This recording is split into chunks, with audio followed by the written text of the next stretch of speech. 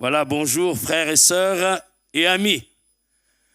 Nous avons chanté des chants parlant de la gloire de Dieu, de la vie qui se trouve dans le Seigneur. Et j'aimerais vous partager ce message cet après-midi. Jésus est la vie. Jésus est la vie. Alors on va lire dans l'évangile de Jean, sans plus tarder, au chapitre 11. Nous ferons deux lectures dans ce chapitre. Nous lirons en premier lieu du verset 1 au verset 7. Ensuite, nous irons du verset 20 au verset 27. Jean 11, 1, 7 et 20 à 27. Je profite aussi de l'occasion pour saluer mes collègues pasteurs. Je suis heureux cet après-midi. Il y a les trois églises là réunies. Saint-Pierre, si j'ai bien compris, Terre Sainte et Basse-Terre. Voilà. Il n'y a pas longtemps que j'étais à Basse-Terre. Il est dit, il y avait un homme malade, Lazare de Béthanie, village de Marie et de Marthe, sa sœur. C'était cette Marie qui oignit de parfum le Seigneur et qui lui essuya les pieds avec ses cheveux. Et c'était son frère Lazare qui était malade. Les sœurs envoyèrent dire à Jésus, « Seigneur, voici celui que tu aimes est malade. » Après avoir entendu cela, Jésus dit, « Cette maladie n'est point à la mort, mais elle est pour la gloire de Dieu, afin que le Fils de Dieu soit glorifié par elle. » Or, Jésus aimait Marthe et sa sœur et Lazare. Lors donc qu'il eut appris que Lazare était malade, il resta 2 jours encore dans le lieu où il était. Et il dit ensuite aux disciples, « Retournons en Judée. » Et du verset 20 au verset 27, « Lorsque Marthe apprit que Jésus arrivait, elle alla au-devant de lui, tandis que Marie se tenait assise à la maison. Marthe dit à Jésus, « Seigneur, si tu avais été ici, mon frère ne serait pas mort. Mais maintenant, je sais que tout ce que tu demanderas à Dieu, Dieu te l'accordera. » Jésus lui dit, « Ton frère ressuscitera. » « Je sais, lui répondit Marthe, qu'il ressuscitera à la résurrection au dernier jour. » Jésus lui dit, « Je suis la résurrection et la vie. Celui qui croit en moi vivra même s'il meurt. Et quiconque vit et croit en moi ne mourra jamais.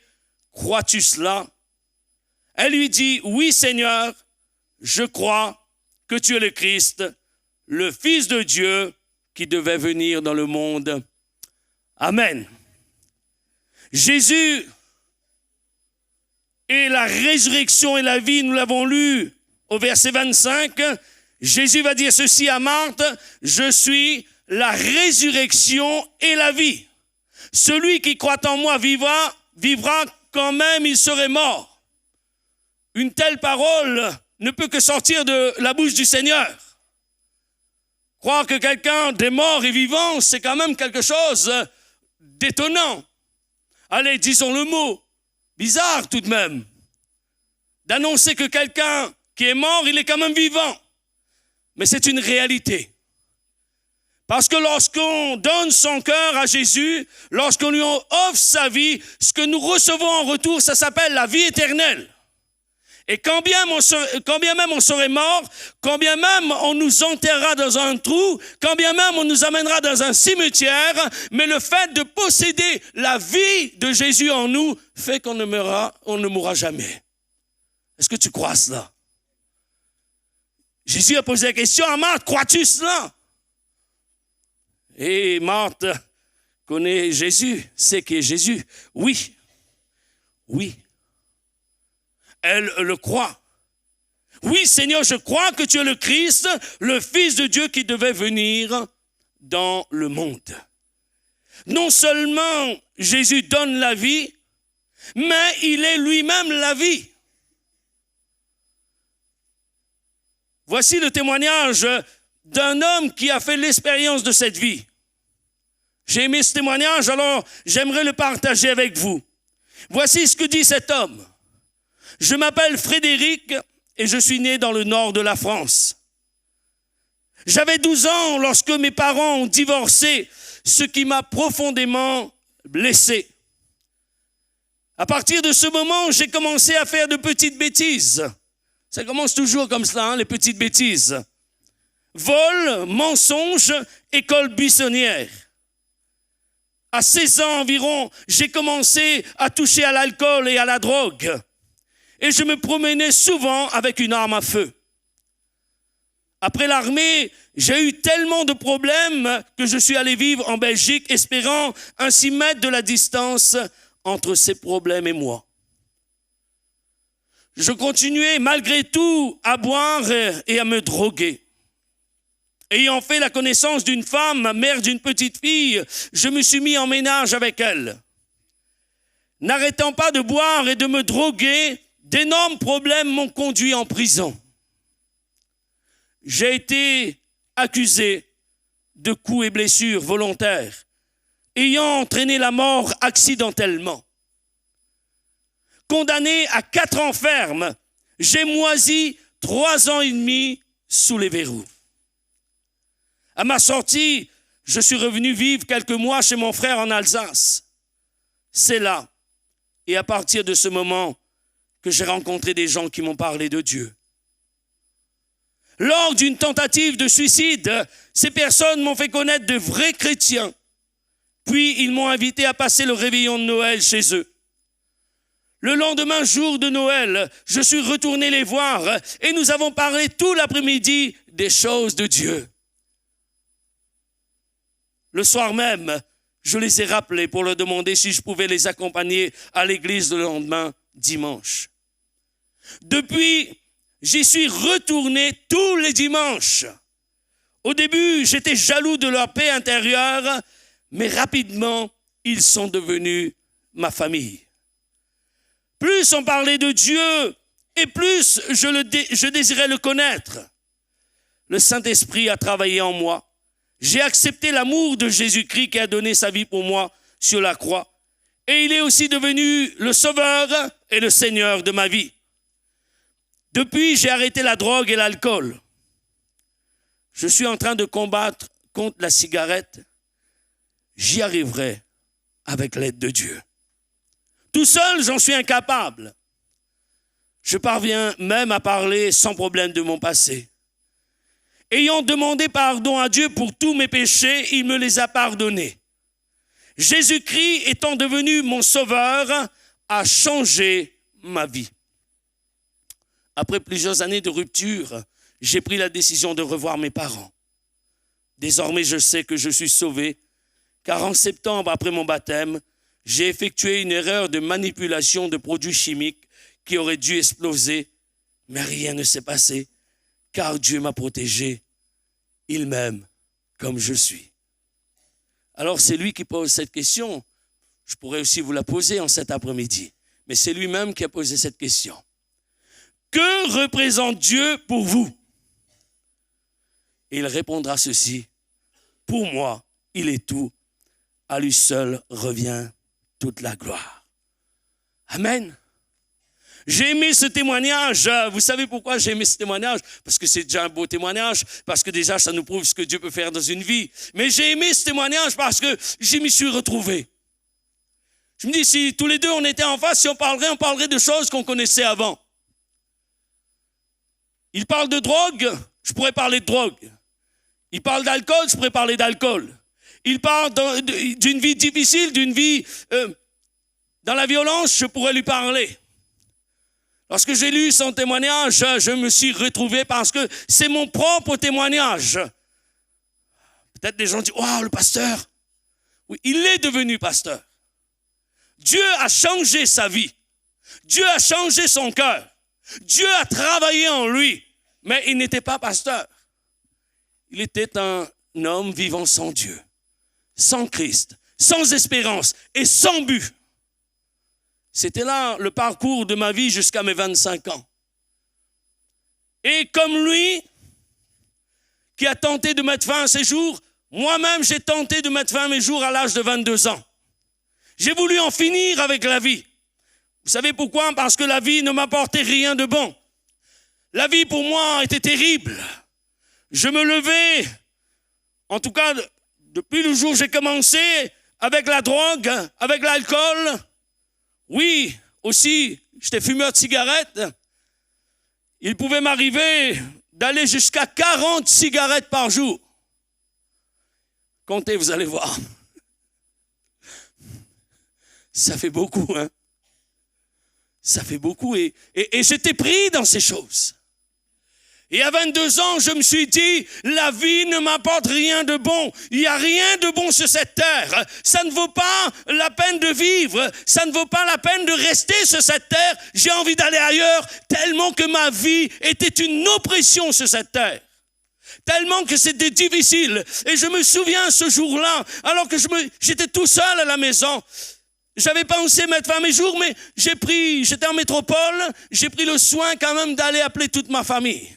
Vous savez, parfois, il se passe des choses que vous êtes le seul à connaître. Personne ne sait. Et moi, je les ai appelés un par un. J'ai appelé mes parents, j'ai appelé mes sœurs, j'ai appelé mon frère adoptif. Je les ai appelés un par un. Je voulais entendre leur voix avant de partir. Je voulais les entendre. Et alors que je leur parlais, à chaque fois que je raccrochais, je disais ceci, je vous aime. Je terminais toujours cette conversation par « je vous aime ». Parce que je savais ce que j'allais faire. Je savais que j'allais mettre fin à mes jours. Je savais que ça allait s'arrêter là. Et je voulais qu'ils sachent que si je partais, je les aimais. Et lorsque je suis rentré chez moi, j'ai pris cette arme et je voulais en finir.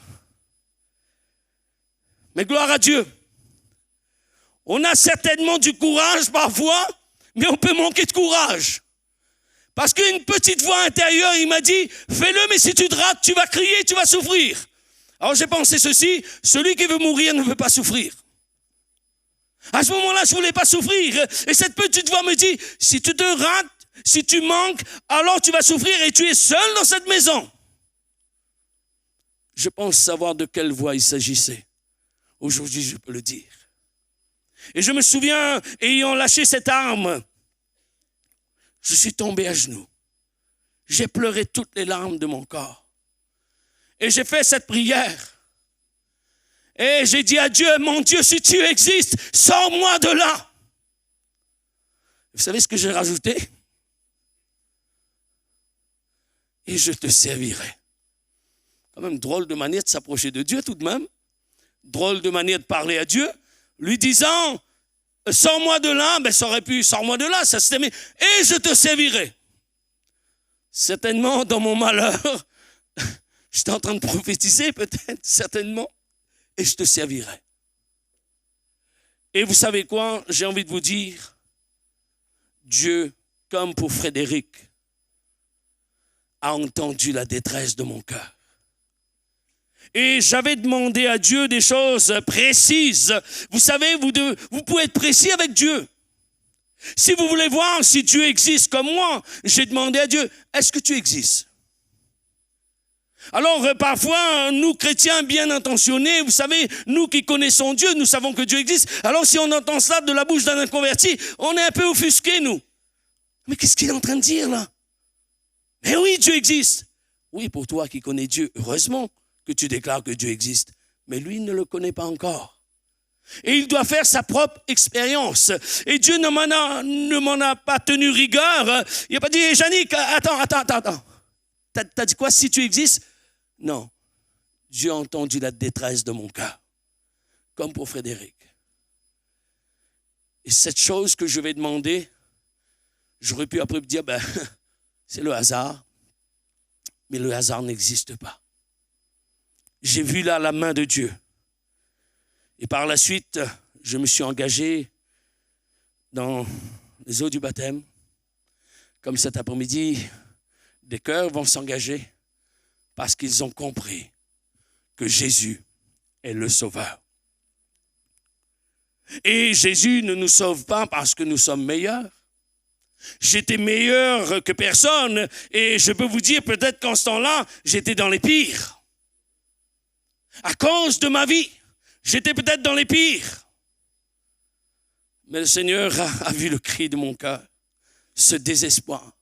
Ne désirant plus vivre parce que la vie est difficile. Vous savez, quand on arrive au bout du rouleau, quand on ne sait plus vers qui se tourner, on pense à une chose, c'est partir. Mais je veux te dire en cet après-midi, si cette pensée a traversé ton cœur, abandonne cette pensée parce que Dieu existe. Et il est capable de sauver ton âme.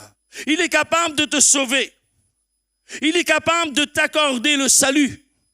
Il est capable de t'accorder la vie. Et ma joie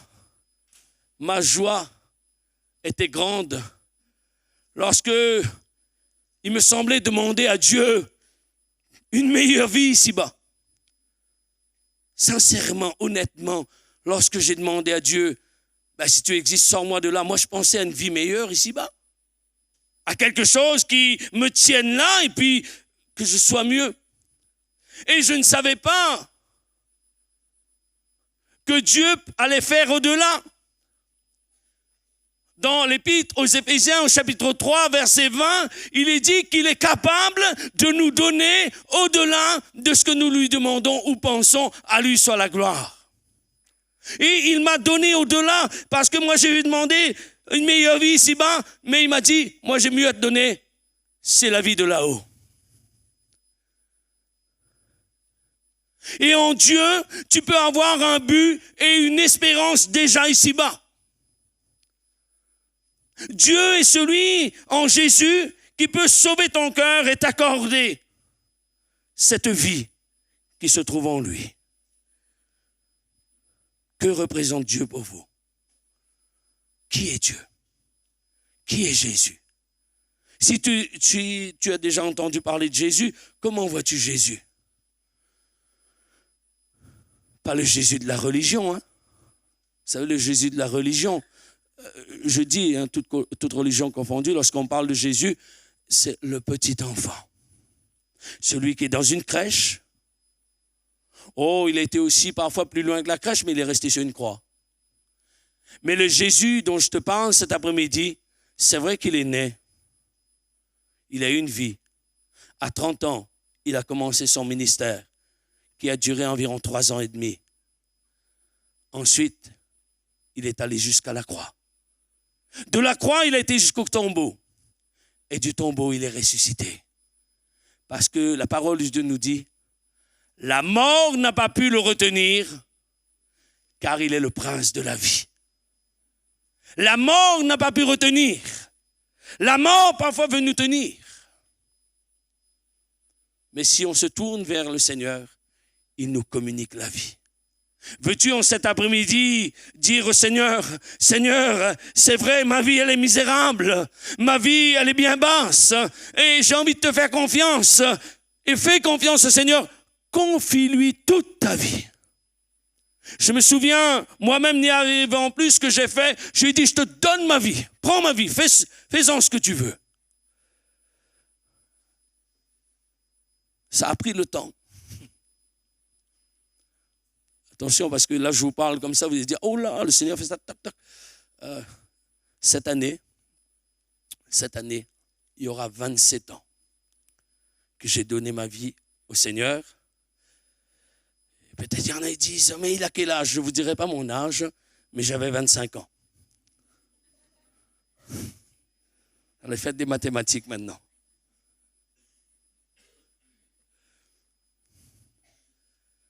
Et j'ai envie de vous dire une chose cet après-midi. J'ai plus envie de mourir. Je veux vivre. Amen. Je veux profiter de la vie. Mais je dis toujours, Seigneur, quand tu veux. Hein? Mais laisse-moi profiter un peu. Avant de le connaître, je ne voulais plus vivre. Et maintenant que je connais la vie de Dieu qui coule en nous, nous donne le goût de vivre. Ah, je ne vous dis pas que ça a toujours été avec son lot quotidien parfois de difficultés, d'épreuves de la vie, mais une chose depuis, c'est que je ne suis plus seul. J'ai un ami, j'ai un confident, et son nom, c'est Jésus. Il est bon de le découvrir, il est bon de le connaître, il est bon pour toi de réaliser en cet après-midi, si tu es venu dans ce lieu et que tu n'as plus d'espoir, nous l'avons chanté. Jésus, espoir des nations. J'aime bien les nations, il n'y a pas de souci. Hein. Mais je dis, Jésus, sois mon espoir. Sois l'espoir de ma vie. Sois l'espoir de mon cœur. Crie vers Dieu, dis-lui le besoin de ton cœur. Et je peux t'assurer une chose, c'est que si ta vie elle est comme morte, si ta vie elle est comme arrêtée, la résurrection viendra dans le nom de Jésus. Il est celui qui est capable, et nous l'avons vu comme pour Lazare, de ressusciter. Il a redonné vie. Et le Seigneur peut aussi redonner vie à tant de situations dans nos vies. Le Seigneur peut intervenir dans nos cœurs par son esprit. Même si nous sommes, vous savez, comme la Bible déclare dans le livre du prophète Ézéchiel, le chapitre 37, pour ceux qui connaissent, vous avez déjà entendu parler des ossements desséchés. Et lorsqu'il est demandé à Ézéchiel, il dit, mais est-ce que tu crois que ces os pourraient revivre? Il voit là un tas d'ossements là, dans une vision, et il lui est demandé à Ézéchiel, mais est-ce que tu crois qu'ils peuvent revivre ces os? Ézéchiel, il a une réponse quand même, je dis, il a dû se dire, les os là? Ah ben tu le sais toi Seigneur. Bah oui, hein. Moi j'appelle ça beauté en touche. Vous savez, quand on ne veut pas répondre, on botte en touche et lui dit, ben tu le sais Seigneur. Et là le Seigneur va lui ordonner,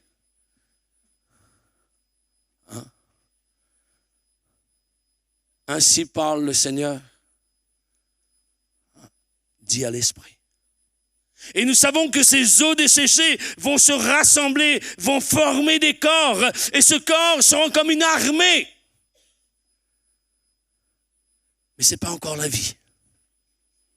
C'est toute une armée qui se lève, mais il n'y a pas encore la vie. Vous savez quand c'est qu'il y aura la vie? Quand l'Esprit va entrer. Et Dieu dit dans ce texte, parlant des ossements desséchés, ça c'est mon peuple. Ces ossements desséchés, c'est mon peuple. Ce peuple qu'il a sauvé, ce peuple d'Israël, ce peuple qu'il a retiré de l'esclavage, mais ce peuple qui par la suite est devenu un peuple idolâtre, un peuple qui a abandonné Dieu, un peuple qui ne vivait plus de l'Esprit de Dieu. Ils étaient comme ces ossements desséchés. Et j'ai envie de vous dire en cet après-midi, c'est le cas aussi pour ceux qui n'ont pas encore connu le Seigneur, pour ceux qui ne l'ont pas encore découvert. Vous êtes, et avant j'étais comme ces ossements desséchés. Et il te faut accepter que l'Esprit de Dieu entre en toi et que Jésus te donne la vie. Amen. Je crois qu'il est important que tu réalises cela. Tant de personnes vivent dans le désarroi. Tant de personnes vivent dans la dépression. Tant de personnes vivent et sont tenues par des médicaments. Rassurez-vous, je n'ai rien contre les médicaments, ni rien contre la médecine. Mais un médicament, ça va vous tenir, ça va... Vous savez, parfois on vous donne des médicaments, et puis après, un jour j'ai remarqué cela. Un jour, une dame m'a amené un sac de médicaments. Quand je lui ai demandé quel médicament tu prends, quand elle m'a amené le sac, je lui ai dit, c'est possible ça? Eh bien, j'ai dit, tiens, mais ce médicament, et ça, c'est à quoi? Elle m'a dit, ça, c'est pour pallier au traitement du premier médicament que je prends. Ah oui, d'accord. Et l'autre, l'autre, c'est pour pallier... Et il y avait une chaîne de médicaments, et cette chaîne de médicaments, c'était quoi? C'était qui palliait aux effets secondaires de l'autre médicament. Mais j'ai envie de te dire, cet après-midi, le Seigneur, lui, il peut guérir totalement. Il ne va pas simplement tenir ta vie dans une survie, mais il va te communiquer la vie et tu vivras. Il a ce pouvoir de le faire. Je dis souvent cela, celui qui peut le plus, il peut le moins. Jésus ressuscite les morts. Alors il peut venir à bout même de ton traitement que tu prends. Mais lui seul peut le faire. Il peut te donner de le faire. Il y a des personnes qui ont vécu cela. Et je crois qu'en cet après-midi, quelle que soit la situation de ta vie, quel que soit ce qui angoisse ta vie, j'ai envie de te dire, fais confiance au Seigneur. On va prier ensemble. Demandez là au Seigneur de se manifester dans ces moments, de se glorifier. Et j'ai envie de te dire ce message en cet après-midi, celui que tu vois avec ce micro sur l'estrade est une preuve vivante de ce que Dieu peut transformer et changer les vies. Quelle que soit l'étape, quelle que soit la condition de ta vie. Peut-être quelqu'un pour me dire cet après-midi, mais pasteur, tu ne connais pas ma vie. J'ai envie de te dire, quelles que soient les conditions de ta vie, quel que soit ce que tu vis, si tu confies ta vie à Jésus, Jésus peut la transformer. Jésus peut la changer. On va prier ensemble. Seigneur, nous voulons te bénir et te rendre grâce. C'est vrai que nous le déclarons que tu es la vie et tu es le prince de la vie. Celui qui te donne sa vie, qui te donne son cœur. Seigneur, toi aussi tu donnes là encore la vie. Et bien plus que la vie, tu donnes l'éternité, la vie éternelle. Je te prie en cet après-midi pour ceux qui sont dans ce lieu, qui sont en grande souffrance, ceux qui ne savent plus comment avancer, comment faire. Ceux-là même peut-être qui pensent à quitter cette terre, tellement ils sont dans le désespoir, tellement qu'ils n'ont plus goût à la vie. Mais en cet après-midi, révèle-toi puissamment dans ces cœurs et montre-leur que tu es le prince de la vie. Tu es celui qui a détruit la mort. Je te prie dans ta grâce, Seigneur. Je te prie dans ton amour de toucher là encore des cœurs. C'est vrai, Seigneur, pour pouvoir communiquer la vie, tu es allé jusque la croix. Là où tu as dit tout est accompli. Là où tu as détruit la mort. Et là où tu as détruit aussi l'aiguillon de la mort, le péché. Tu as pris, Seigneur, sur toi tous nos péchés, nos fautes. Et en cet après-midi, tu as le pouvoir, là encore, de transformer des cœurs, de transformer des vies. D'amener beaucoup plus qu'un changement d'un instant, mais d'amener une vie nouvelle.